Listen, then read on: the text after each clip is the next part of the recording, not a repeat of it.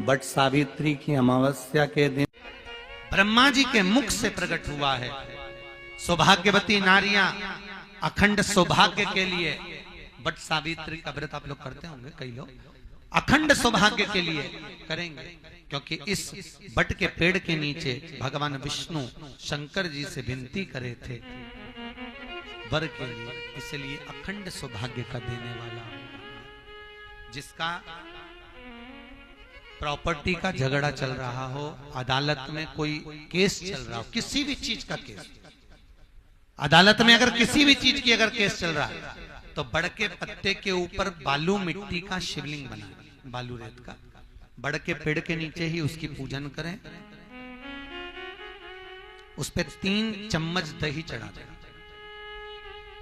अपनी मनोकामना कर कर दही चढ़ाकर उस दही को चम्मच में वापस लेकर जाए, शंकर जी की पूजन कर कर उसको विसर्जन करें। वो दही जो लेकर आए, जब अदालत कार्रवाई हो और आप केस के लिए अदालत में जाएं, उसको चंदन में मिलाकर तिलक कर कर जाइए, आपका काम विजय प्राप्त होगी, काम फतेह हो जाएगा। बटकेश्वर महादेव का स्मरण करने से कार्य की सिद्धि होती है। जिस बच्चे का एग्जाम में पास नहीं हो रहा हो, अच्छे नंबर नहीं आ रहे हो, वो भी इस दही का तिलक लगाकर जा सकता है। बटकेश्वर ऐसे भगवान शिव विराजमान हैं।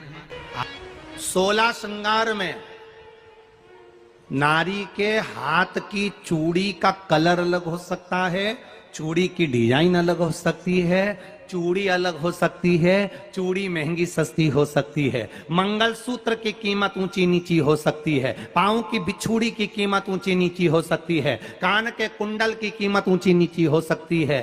तुम्हारे शरीर पर जितने जितने 16 श्रृंगार हैं उसकी कीमत ऊंची नीची हो सकती है। केवल मंगलसूत्र की डिजाइन बदल सकती है, नाक की लौंग की डिजाइन बदल सकती है, कान के बुंदे की डिजाइन बदल सकती है, हाथ की चूड़ी की डिजाइन बदल सकती है, पांव की पायल की डिजाइन बदल सकती है।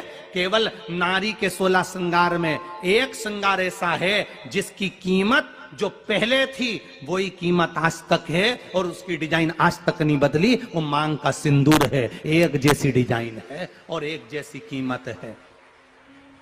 सारे श्रृंगार की कीमत अलग, पर मांग में जो सिंदूर डाला जाता है वो एक कीमत का होता है, एक डिजाइन का होता है और एक जैसा होता है, और वो सबसे भारी होता है। सावित्री यमराज से कह रही है मेरे पति को छोड़ दो। यमराज कह रहा है सावित्री तेरा पति मर चुका है, मांग के सिंदूर को पोंछ दे। सावित्री कहती है पूरा श्रृंगार उतार दूंगी पर मांग का सिंदूर नहीं पूछने दूंगी। तब यमराज ने कहा जब तक तू मेरे मांग का अपनी मांग का सिंदूर नहीं उतारती तब तक तू मेरे पास नहीं आ सकती। भगवान यमराज से सावित्री ने कह दिया मैं भी तुझे वचन देती हूं यमराज, मेरी मांग में जब तक सिंदूर है, जैसे सीता ने लाइन, लक्ष्मण जी ने लाइन खींच दी थी और सीता पार नहीं जा सकती थी, मैं भी तुझे वचन देती हूं जब तक नारी की मांग में सिंदूर है तब तक तू उसके पति को उसके सामने लेकर नहीं जा सकता। यह भी मैं तुझे कह देती हूं। यमराज भैंसे पर सवार होकर सत्यवान को लेकर जा रहा था, सावित्री से वचन पर वचन चल रहे थे, बड़ के पेड़ के नीचे छोड़कर आए। क्या चाहिए तुझको, क्या चाहिए तुझको, क्या दूं मैं तुझको, कुछ मांग ले मुझसे। सावित्री कहती है क्या दोगे आप, मेरे पति के प्राण दे दो बस वापिस, और कुछ नहीं चाहिए। यमराज यमलोक में प्रवेश करने लगा। मांग के सिंदूर में से थोड़ा सा सिंदूर सावित्री ने केवल हाथ में लेकर अपनी बिंदी पर जो लगाया, सत्यवान को लेकर यमराज अंदर नहीं जा पाया। बाहर खड़े होकर कहता है मांग ले, मैं तुझे एक वचन नहीं, तू बोले तो मैं 2 वचन दे देता हूं, तू बोले तो मैं 3 वचन दे देता हूं, तू मांग क्या चाहिए। तब सावित्री ने कहा देना चाहते हो, हाँ। अब यमराज को लगा कि लालच में पड़ गई सावित्री, तब कहा पहला वचन दीजिए, मेरे अंधे सास ससुर के नेत्र वापिस आ जाएं। यमराज ने कहा तथास्तु। दूसरा वचन दीजिए, मेरे सास ससुर अपने पोता पोती का मुख देखें। यमराज ने कह दिया तथास्तु।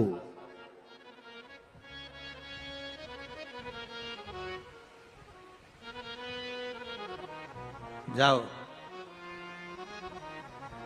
यमराज जाने लगे, फिर आग जलने लगी। कहने लगे अब मैं अंदर क्यों नहीं जा पा रहा हूं? सावित्री कहती है तुमने वर दिया है, मेरे सास ससुर पोता पोती का मुख देखें, उनके बेटे को तुम ले जाओगे तो पोता पोती कहां से होगा? छोड़कर जाओ। सावित्री है, पति को वापिस लेकर आ गए। कर्जा मुक्ति के लिए सारे वृक्षों में अगर कोई श्रेष्ठ वृक्ष माना गया है तो वो बट का वृक्ष माना गया महाराज। इसलिए प्रशासनिक कार्य के लिए, मानसिक टेंशन में, परेशानियों में बटकेश्वर महादेव का स्मरण किया जाए।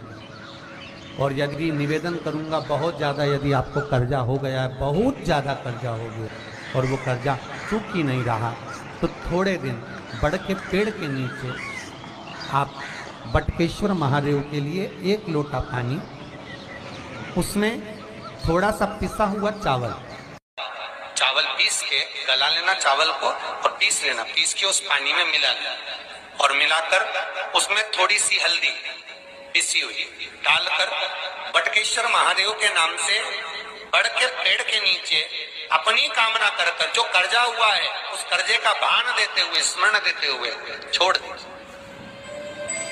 महाराज 2 या 3 सोमवार एक ही जगह पर करना। 3 सोमवार बाद वहीं से बड़ के पेड़ की थोड़ी सी जड़ उठा लाना और उस जड़ को कोई धागे में बांधकर या तो अपने गले में डाल लो या अपनी जेब में पटक लो, उसको थोड़े दिन पटक कर रखना, लगभग 2 से 3 महीना पटक कर रखो।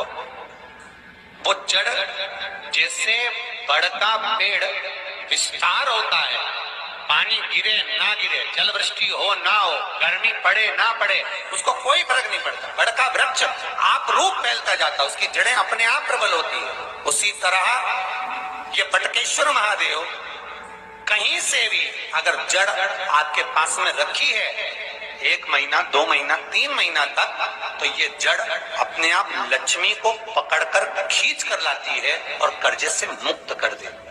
बटकेश्वर महादेव। पत्नी को कभी हल्का मत समझना। सावित्री का पति शांत हो गया था, मर गया था। बड़ के पेड़ के नीचे यमराज उसको लेने के लिए आ गए और सावित्री को छोड़कर यम उसके पति के प्राण लेकर जाने लगा। सावित्री मैया अपने सात्वित्व के बल से, सावित्री अपने सात्वित्व पतिव्रता परमेश्वर के बल से यमराज के पीछे पीछे जाने लगी। यमराज आगे, सावित्री पीछे, यमराज आगे, सावित्री पीछे। यमराज ने पलट कर देखा तो पीछे सावित्री आ रही थी। सावित्री से पूछा तू मेरे पीछे क्यों आ रही है?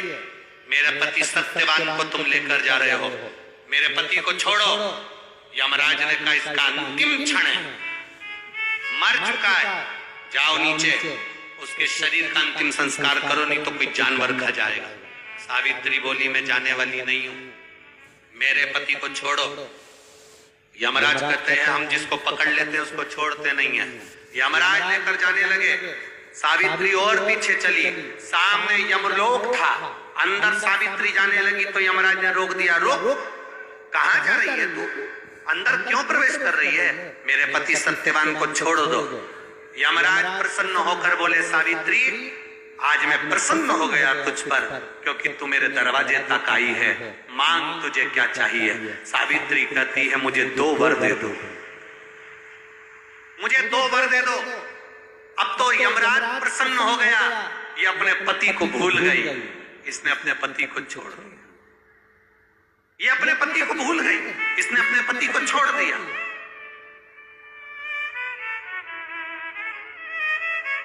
और इसने अपने पति को छोड़ दिया।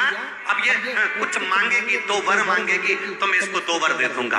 यमराज प्रसन्न हो गए, अपनी पति को छोड़ा इसने। यमराज ने कहा अपने पति को छोड़कर जो तू 2 मांगेगी मैं दे दूंगा, बस पति मत मांग। तो सावित्री ने कह दिया नहीं मांगूंगी पति। ठीक है, मांगो। सावित्री ने कहा पहला वर दीजिए। मेरे सास ससुर की आंख में रोशनी नहीं है, उनकी आंखों से दिखता नहीं है, बस इतना सा वर दे दो, उनकी आंख की रोशनी आ जाए और वो अपनी गोद में अपने पोते को खिलाएं, बस ऐसा वर दे दीजिए। यमराज प्रसन्न हो गए, इसने पति नहीं मांगा, तथास्तु। अब यमराज ने कहा दूसरा वर मांगो। सावित्री बोली दूसरा वर दे दीजिए। मेरे सास ससुर आज तक कोई तीर्थ करने नहीं गए, मेरे सास ससुर का जो बेटा है वो उनको तीर्थ कराए, बस ये व्रत दे दो। यमराज ने कहा इसने अपने पति को नहीं मांगा, तथास्तु। अब यमराज ने कहा जा सावित्री के कहां जाऊं? आपने कहा था मेरे सास ससुर जब आंखों से रोशनी पाए अपने पोते को खिलाएं, पति तुम ले जाओगे तो पोता आएगा कहां से? पति तुम ले जाओगे, पोता कहां से आएगा? और यदि मेरे सास ससुर के बेटे उसको तीर्थ कराएं तो मेरा पति अगर तुम ले जाओगे तो उनका बेटा ही तो है, तीर्थ कराएगा कौन? यमराज प्रसन्न हो गया, उसने उस सत्यवान को वापिस लौटा दिया। वो सत्यवान सावित्री। तो जितने भी यहाँ पर मेरे जीजा होन बैठे हैं और जितने आस्था चैनल पर कथा सुन रहे हैं, जितने मोबाइल पर कथा सुन रहे हैं, तुम अपनी पत्नी को कभी हल्के में मत लेना, बिल्कुल हल्के में मत लेना। तुमसे ज्यादा बल व्रत का, उपास का, भजन का ज्यादा बल, तुमसे ज्यादा बल इनके पास रहता है। तुम सोचो कि बोल रहे हो कि मैं मंदिर में हूं, उसको बिना घंटी के घंटी बजती है दिमाग, वो तुरंत पहचान जाता है, तुरंत। अपने पति को धर्म पत्नी अच्छे से जानती है कि ये झूठ बोल रहा है, ये गलत बोल रहा है, तो भी वो उसको स्वीकार करती है। उसी तरह परमात्मा को मालूम है कि ये झूठ बोल रहा है, उसके बाद भी वो स्वीकार कर यहाँ तक बुला रहा है, ये उसको मालूम है।